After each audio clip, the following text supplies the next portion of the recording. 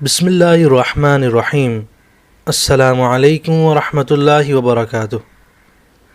15 جولائی 2016 کی رات ترکی میں فوج کے ایک فسادی ٹولے نے بغاوت کی اور صدر رجب طیب اردوغان کی جمہوری حکومت کا تختہ الٹنے کے لیے دھاوا بول دیا اور سرکاری ٹیلی ویژن، استنبول کے ہوائی اڈے اور سرکاری عمارتیں، پارلیمنٹ وغیرہ پر قبضہ کر لیا۔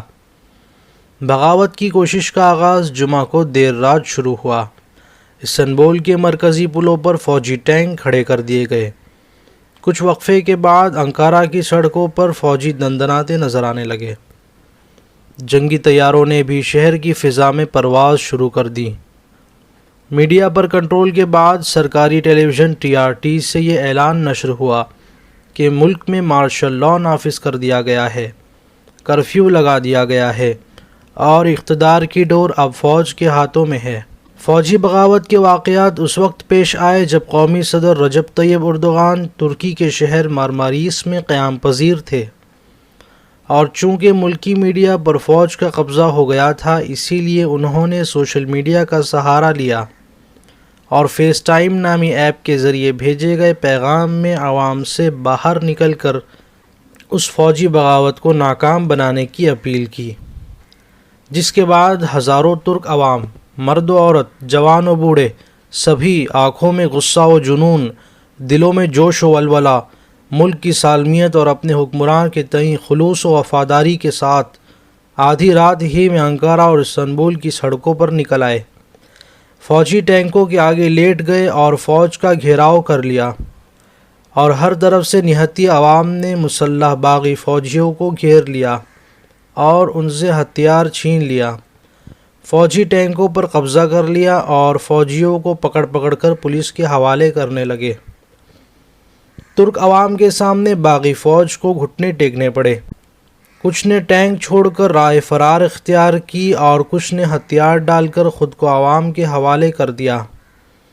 3.5 گھنٹے کے اندر اندر بہادر ترک عوام نے بغاوت کو ناکام بنا دیا اور باغی فوجیوں کو نشان عبرت بنا دیا۔ ترک حکومت نے اس ناکام فوجی بغاوت کا ماسٹر مائنڈ فتح اللہ گولن نامی شخص کو قرار دیا تھا۔ ترکی کی اس فوجی بغاوت میں بڑی تعداد میں اموات بھی ہوئیں۔ ہلاک ہونے والوں میں 115 سے زائد باغی فوجی، 41 پولیس اہلکار اور 84 عام شہری شامل تھے۔ ان کے علاوہ زخمیوں کی تعداد 2000 سے بھی زیادہ تھی۔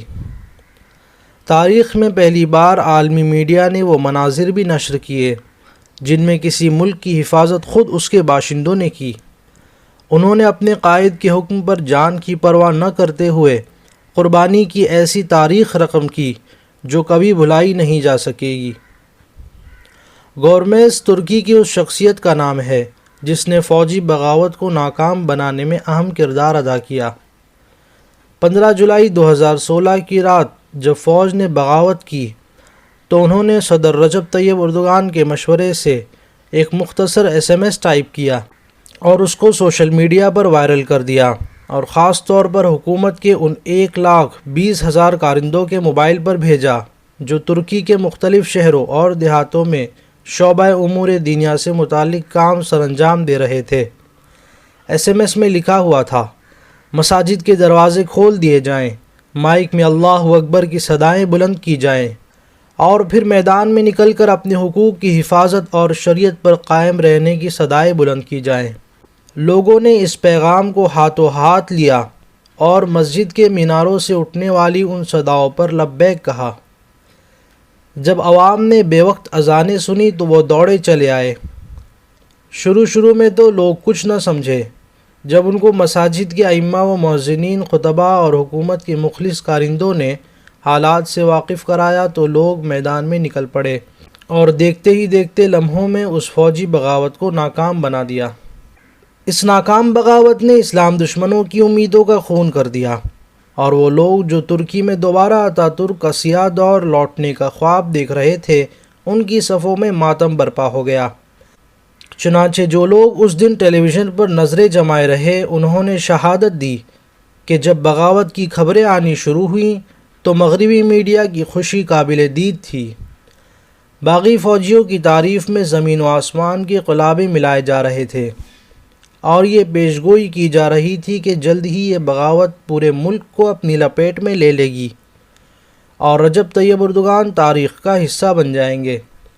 لیکن کچھ ہی گھنٹوں کے بعد جب عوامی سیلاب گھروں سے بلبلوں کے مانند نکلنا شروع ہوا اور استنبول کی سڑکیں نعرہ تکبیر اللہ اکبر کی صداؤں سے گونجنے لگی اور نہتے عوام ٹینکوں کا مقابلہ کرنے لگے اور پھر عوام کے ہاتھوں باغی فوجیوں کی دھر پکڑ اور پٹائی کا آغاز ہوا تو مغربی میڈیا کی ساری خوشی کافور ہو گئی۔ خبریں سنانے والوں کے حلق خشک ہونے لگے، ان کی کھلتی ہوئی باچھیں سکڑ گئیں اور آنکھیں پھٹی کے پھٹی رہ گئی۔ سچ ہے، نور خدا ہے کفر کی حرکت پہ خندہ زن، نور خدا ہے کفر کی حرکت پہ خندہ زن، پھونکوں سے یہ چراغ بجھایا نہ جائے گا۔ ہماری دعا ہے کہ رجب طیب اردگان جیسے رہنما عالم اسلام کی قیادت کریں۔ اللہ تعالی عالم اسلام کے غیور و بہادر مسلمانوں کو ہمیشہ اپنی رحمتوں کے سائے میں رکھے اور اندرونی و بیرونی دشمنوں سے حفاظت فرمائے، آمین۔